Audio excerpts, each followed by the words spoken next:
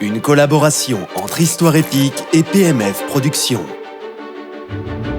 En 1796, au plus fort des guerres révolutionnaires françaises, un jeune général français prit le commandement d'une armée en guenilles et démoralisée dans le nord de l'Italie. C'était son premier commandement. Beaucoup s'attendaient à ce qu'il échoue. Au lieu de cela, en un seul mois, il remporta sa première campagne brillante. Avec une confiance en soi, une audace, une énergie étonnante, il mena son armée de victoire en victoire, transformant la guerre en Europe, s'attirant les louanges d'une république reconnaissante et forgeant une légende. Voici l'histoire de la première campagne de Napoléon Bonaparte et de l'aube d'une ère nouvelle.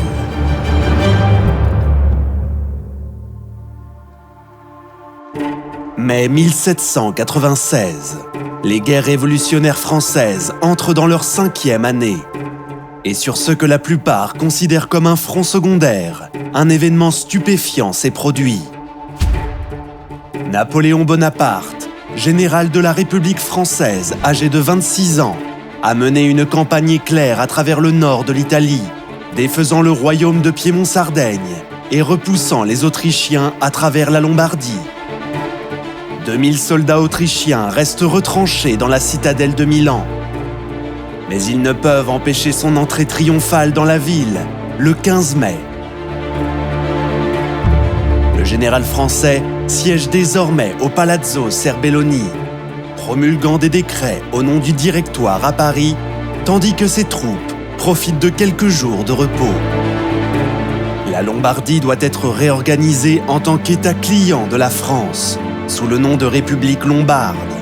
Les réformes politiques et économiques balayent l'ancien État autrichien, au grand bonheur des intellectuels italiens dans des villes comme Milan.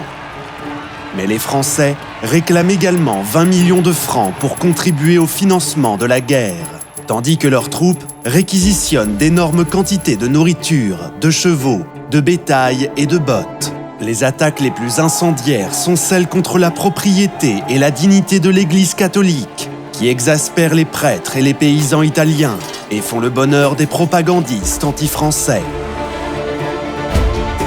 Le 23 mai, alors que les troupes de Napoléon se lancent à la poursuite des Autrichiens, une révolte éclate à Pavie. Le lendemain, des émeutes éclatent à Milan. Napoléon retourne en toute hâte en ville, où l'ordre est rapidement rétabli. Mais sur la route de Pavie, à Binasco, il rencontre un millier de rebelles armés. Les grenadiers du colonel Lannes mettent en déroute les paysans, en tuant une centaine et incendiant le village. Un exemple terrible qui sera efficace, a écrit Napoléon. Pavie est reprise le lendemain avec peu de résistance. Une vingtaine de meneurs, dont plusieurs prêtres, sont abattus. Des centaines d'otages issus de familles locales influentes sont emmenés en captivité afin de garantir une coopération future.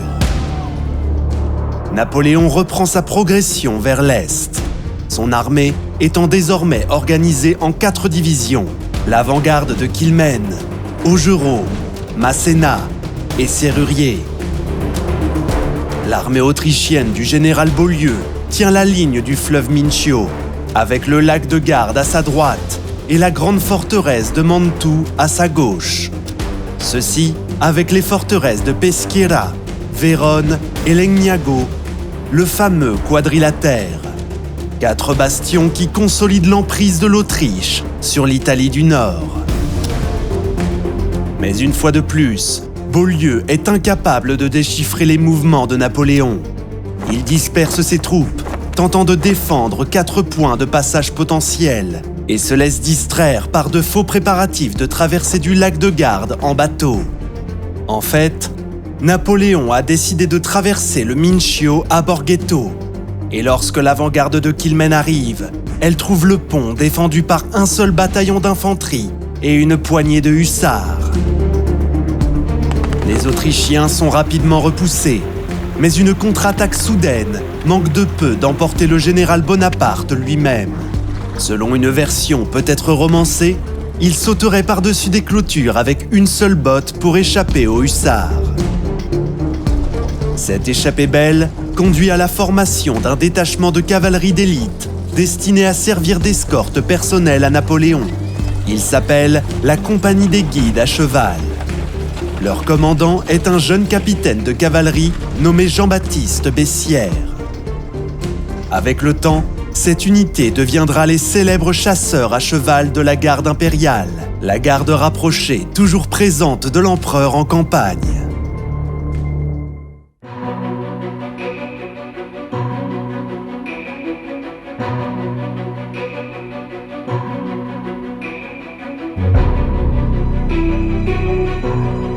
Surpris par le passage à Borghetto, Beaulieu entame un repli vers une nouvelle ligne défensive dans la vallée de l'Adige. Cependant, à Mantoue, il laisse derrière lui une garnison renforcée, bien approvisionnée et prête à résister à un siège d'au moins 2 mois. Napoléon ne peut pas contourner Mantoue. Sa garnison est trop puissante. Mais cette ville fortifiée sera difficile à prendre. Ses vieux remparts sont entourés sur 3 côtés par un lac, et le 4e par des marais infestés de moustiques. L'endroit le plus insalubre d'Italie, déclare Napoléon au Directoire. Son principal problème est le manque d'artillerie lourde de siège. La plupart des canons sont à Milan, bombardant les Autrichiens toujours retranchés dans la citadelle. D'autres canons devaient arriver par la mer, mais ils ont été interceptés par des navires de guerre britanniques, commandés par un certain Commodore Horatio Nelson.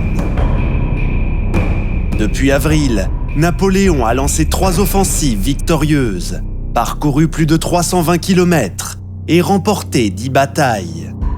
Mais finalement, devant les murs de Mantoue, il est stoppé net. Et les exigences imposées à des forces limitées augmentent. Il doit maintenir le siège de Mantoue, même si les canons de la forteresse sont plus nombreux que les siens et qu'aucun assaut direct ne peut être lancé. Il doit protéger ses lignes de communication avec la France et se prémunir contre toute nouvelle révolte en Lombardie.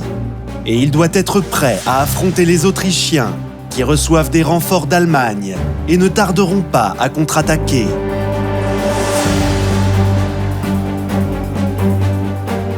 Pour ne rien arranger, le Directoire français exige qu'il dirige une expédition dans le centre et le sud de l'Italie. Il menace d'occupation militaire si ces États ne déboursent pas des sommes colossales pour contribuer au financement de l'effort de guerre français.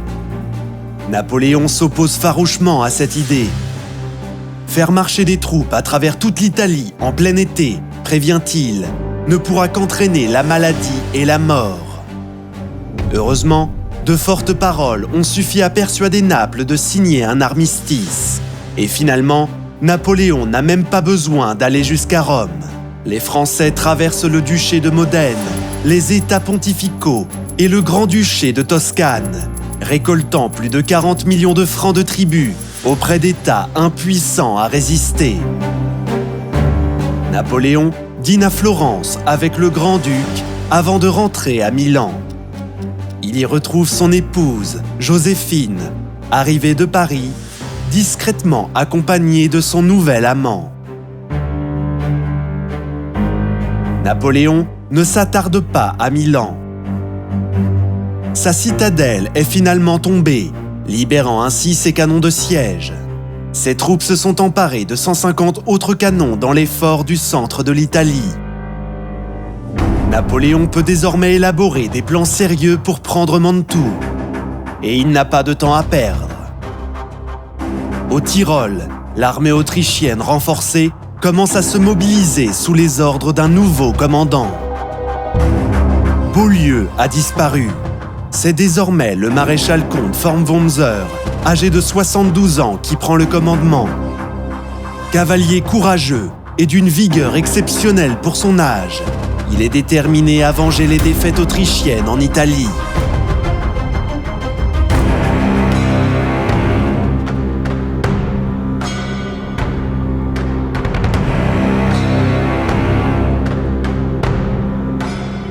Depuis la traversée du Mincio, Napoléon a réorganisé et redéployé ses forces. La division du général Masséna se trouve près de Rivoli, surveillant la route du Tyrol.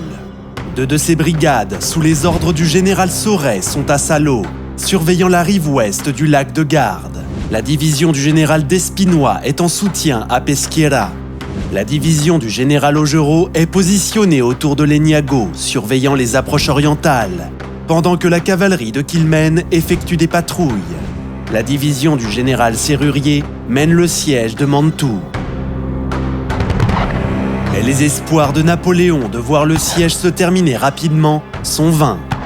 La garnison autrichienne mène une défense habile et active, menant des raids contre les retranchements français et s'emparant de ravitaillements. Murat, récemment promu général de brigade, prévoit de mener un groupe d'hommes en uniforme autrichien à travers le lac de nuit, afin de prendre les gardes par surprise. Mais l'opération est abandonnée lorsque le niveau de l'eau baisse soudainement. Les Français intensifient leurs bombardements sur la ville, tirant plus d'1 millier de boulets de canon et d'obus de mortier en l'espace de 6 heures. Mantoue est mise à rude épreuve, mais ses murs ne sont pas encore percés. Napoléon n'a plus de temps à perdre. Le maréchal Wurmser marche enfin au secours de Mantoue. Il a divisé son armée en 4 colonnes. 2 colonnes centrales progressent dans la vallée de l'Adige, directement en direction de Mantoue. Une autre colonne à l'est effectue une large marche de flanc. Pendant ce temps, une 4e colonne sous les ordres du général Kozdanovitch avance le long de la rive ouest du lac de Garde, projetant de s'emparer de Brescia et de couper la ligne de retraite de Napoléon. Masséna subit une attaque violente et est en infériorité numérique, abandonne Rivoli et entame une retraite en combattant. Dès que la nouvelle parvient à Napoléon, il se précipite à Castelnuovo, ordonnant à Augereau, Despinois et Quilmen de le rejoindre au plus vite. Mais soudain, c'est la colonne de Kozdanovitch qui apparaît comme la plus grande menace. Les troupes du général Sauret à Salo sont largement inférieures en nombre. Elles opposent une résistance acharnée, mais sont contraintes de se retirer. Le lendemain, les troupes autrichiennes surprennent les Français à Brescia. Elles prennent la ville, ainsi qu'un hôpital militaire abritant 2000 malades et blessés français. Même Joséphine, l'épouse de Napoléon, en route pour Brescia, manque d'être capturée dans le chaos. Wurmser a pris Napoléon à contre-pied. Déjà en infériorité numérique, il a perdu 5000 hommes. Son flanc gauche est en lambeaux et il existe une réelle possibilité qu'il soit encerclé.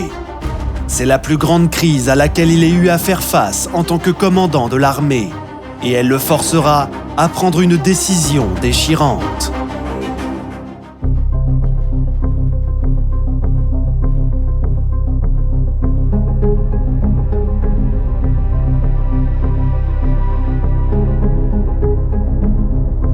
Le 31 juillet, après 2 mois de sang, de sueur et de sacrifices, le général Sérurier reçoit l'ordre d'abandonner le siège de Mantoue. Il doit envoyer 2 de ses brigades renforcer Masséna et Augereau et se retirer avec le reste de ses troupes pour garder la ligne de retraite de l'armée. 179 canons, ainsi que les munitions et les provisions qui ne peuvent être déplacées, doivent être enterrés ou jetés dans les marais. Napoléon a besoin de tous les hommes qu'il peut rassembler, car au cœur de la crise, il a entrevu une opportunité.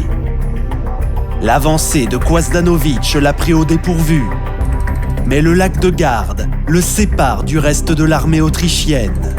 Napoléon concentrera ses forces contre Kozdanovitch, le vaincra au combat, puis changera de stratégie pour affronter Wurmser. Les divisions françaises se mettent aussitôt en mouvement. Les troupes de Kozdanovitch atteignent l'Onato, mais elles y rencontrent l'avant-garde de Masséna. Les Autrichiens subissent une attaque féroce, et avec l'arrivée des renforts français, ils doivent se replier. Le lendemain, les Français reprennent Brescia, ainsi que la majeure partie de leurs provisions, leurs malades et leurs blessés. Puis Napoléon a un coup de chance. Wurmser a talonné Masséna, harcelant son arrière-garde jusqu'à Peschiera. Mais il reçoit maintenant des informations selon lesquelles des forces françaises se massent entre lui et Mantoue. Mantoue est sa priorité. Il se dirige donc vers le sud, s'éloignant de Kosdanovic, vers une ville que Napoléon a déjà abandonnée. Lorsque Wurmser se rend compte de son erreur, il est trop tard. Il a offert à Napoléon 24 heures cruciales. Une erreur qu'il payera cher.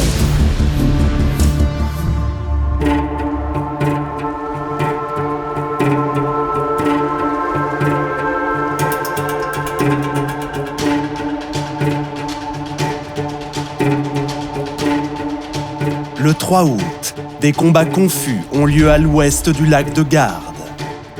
Une brigade française se faufile incognito à travers les ravins boisés, directement dans Salo, semant la panique derrière les lignes autrichiennes. Mais les Autrichiens repoussent 3 attaques contre Gavardo, et tout semble bien se passer, jusqu'à ce que leur propre avancée rencontre la division de Masséna à Lonato.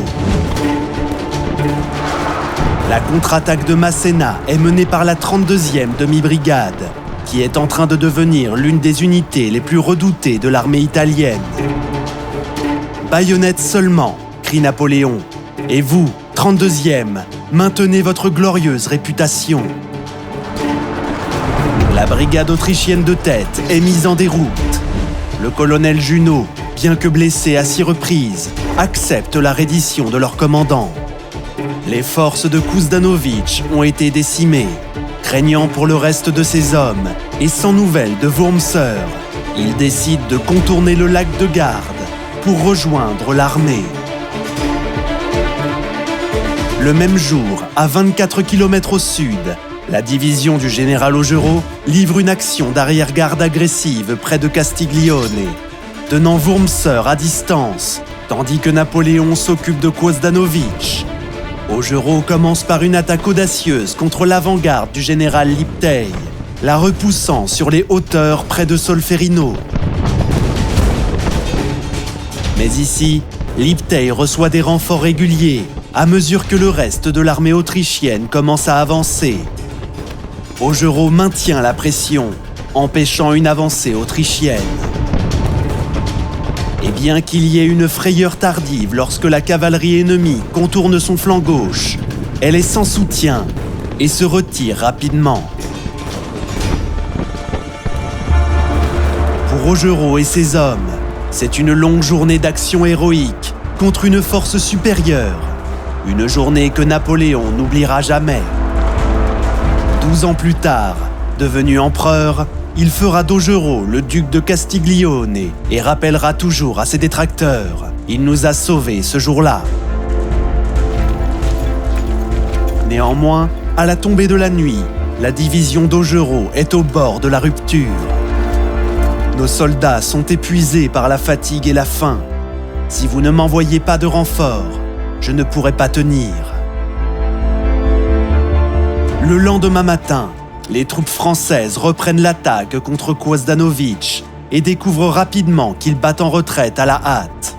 Une catastrophe majeure est évitée de justesse lorsque 3 bataillons autrichiens perdus tombent par hasard sur le quartier général de Napoléon à Lonato. Ils demandent au général de se rendre. Napoléon réplique en ordonnant bruyamment à ses grenadiers et à son artillerie de se mettre en position, puis exige que les Autrichiens se rendent ou soient passés au fil de l'épée. C'est un bluff audacieux. Peu de ses troupes sont à proximité. Mais les Autrichiens déposent docilement les armes. Alors que Napoléon fait pivoter son armée pour affronter Wurmser, l'Autrichien doit décider s'il maintient sa position ou s'il se replie sur une ligne plus solide derrière le fleuve Mincio. Il choisit de rester sur place. En engageant le combat contre Napoléon, il espère gagner du temps pour que Kosdanovic se regroupe et reprenne son avancée, et pour que Mantoue soit réapprovisionné. Son raisonnement est logique, mais ses renseignements sont périmés. Et il a sous-estimé la vitesse à laquelle les forces de Napoléon se déplacent.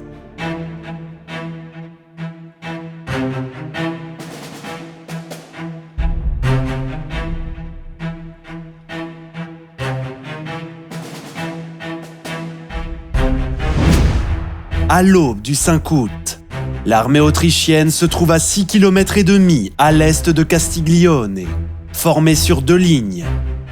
Son flanc nord ancré dans le village de Solferino, son flanc sud dans une redoute bien fortifiée au Monte Medolano. Napoléon lui fait face avec la division de Masséna au nord, la division d'Augereau au centre et la cavalerie de Quilmen au sud. Il a également constitué une unité d'élite de grenadiers et de cavalerie, destinée à être gardée en réserve pour le moment décisif. Napoléon ne semble pas avoir un avantage considérable. Mais il dispose de 10 000 soldats supplémentaires qui convergent rapidement vers le champ de bataille. 5 000 hommes sous les ordres du général d'Espinois, marchant depuis Brescia. 5 000 hommes de plus sous les ordres du général Fiorella, venant du sud. Pour gagner du temps en attendant l'arrivée de ces renforts et pour attirer Wurmser hors de sa position, Napoléon ordonne à Masséna et Augereau d'attaquer. Il y a un bref échange de tirs. Les Français feignent alors la retraite. Les Autrichiens mordent à l'hameçon. Certaines unités avancent depuis les hauteurs, tandis que Wurmser étend son aile droite, cherchant à déborder la division de Masséna. Vers 9 h du matin, des coups de feu venant du sud alertent les 2 camps de l'arrivée de Fiorella, derrière le flanc gauche autrichien. Napoléon ordonne immédiatement à Augereau et Masséna de reprendre l'attaque, pour de bon. Les troupes de Despinois arrivent pour se joindre à l'assaut. Mais Napoléon a déclenché son piège trop tôt. Wurmser n'est pas encore totalement engagé et réagit promptement. Il organise une nouvelle ligne pour repousser Fiorella et rappelle en toute hâte son aile droite. Mais il ne peut pas sauver le bastion de Monte Medolano. L'aide de camp de Napoléon, le major Marmont, mène une batterie à l'assaut de la position. Ces canons déclenchent un déluge de feu, ouvrant la voie à l'attaque. Vers 10 h, les grenadiers de réserve chargent à la baïonnette, repoussant les Autrichiens de la colline. Pendant ce temps, au nord, les 4e et 5e demi-brigades déferlent sur les hauteurs de Solferino et s'emparent de la redoute devant Pozza Catana. Emportés par leur élan, ils prennent d'assaut la tour Solferino et le village alentour. L'ennemi, secoué, reculant en désordre. Les Autrichiens sont en grande difficulté sur la ligne et la cavalerie française ainsi que les troupes de Fiorella menacent désormais de leur couper la retraite. Tandis que Napoléon est actif, plein d'énergie, exhortant ses troupes à avancer, Wurmser semble entrer en état de choc. Un émigré français qui servait avec lui se souvient. Il regardait sans rien voir, sans rien dire, sans rien entendre. Ce vieil homme courageux, la tête couverte de cheveux blancs, ne pensait plus. Finalement, Wurmser ordonne une retraite générale de l'autre côté du Mincio, couverte par leur cavalerie et quelques renforts autrichiens arrivés tardivement. La poursuite française s'essouffle rapidement.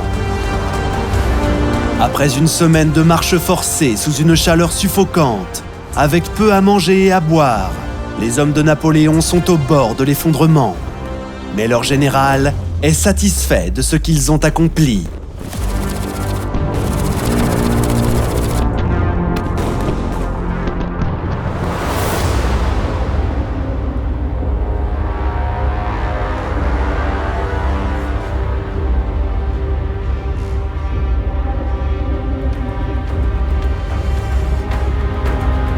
l'armée de Wurmser trouve refuge temporairement derrière le fleuve Mincio. Mais Napoléon reprend aussitôt l'attaque. Masséna est envoyé au nord pour secourir la garnison française de Peschiera et menacer la ligne de retraite de Wurmser. Le général autrichien en a assez. Après s'être assuré que la garnison de Mantoue soit entièrement réapprovisionnée et renforcée, il entame son repli vers le Tyrol pour se regrouper et repenser sa stratégie. Mais les Français le talonnent sans relâche. Napoléon vient de surmonter son épreuve la plus difficile en tant que commandant d'armée. Et bien que pris au dépourvu par son adversaire au départ, il a fait preuve d'une flexibilité remarquable et de son énergie habituelle pour braver la crise, puis triompher. Mais Mantoue demeure la clé de l'Italie, et tant qu'elle restera invaincue, les Autrichiens feront tout leur possible pour la préserver. Wurmser reviendra, et à son retour, il se retrouvera sur une trajectoire de collision avec Napoléon, alors qu'il lancera sa propre attaque contre l'Autriche même. Un grand merci à PMF Productions pour leur contribution à la création de cette série et à la reconstitution des mouvements de Napoléon en Italie du Nord. Nous vous recommandons vivement leur chaîne YouTube, qui propose une série détaillée sur les campagnes italiennes de Napoléon. Vous la trouverez en recherchant PMF Productions ou en cliquant sur le lien dans la description de cette vidéo. Un grand merci également à notre ancien collaborateur History March pour la création de la carte du champ de bataille de Castiglione utilisée dans cet épisode. Vous pouvez visionner de nombreuses autres excellentes vidéos sur l'histoire militaire sur sa chaîne YouTube. Nous remercions également l'artiste Kiss Rocco pour son aimable autorisation d'utiliser ses œuvres dans cette série. Vous pouvez découvrir d'autres superbes illustrations napoléoniennes de Kiss en suivant le lien dans la description de notre vidéo.